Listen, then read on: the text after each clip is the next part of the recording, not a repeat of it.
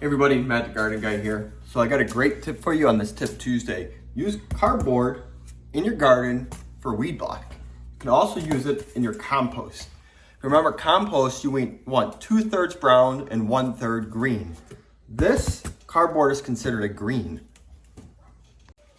So I have a fairly large box. I just did a kitchen remodel. This is one of my cabinet boxes.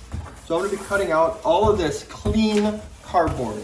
What we also don't want is we don't want to have any tape or ink on our cardboard. That's not good for the garden. We want it to be clean cardboard. So now I have this very large piece here. What I'm gonna use this for is for weed block in my garden. I'm gonna go and put this down on the ground, and I'm gonna put probably wood chips on top of it.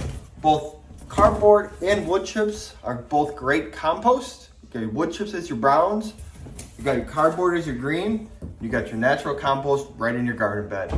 So follow this great tip for compost and weed block, and I think you'll have great success containing your weeds and making great compost.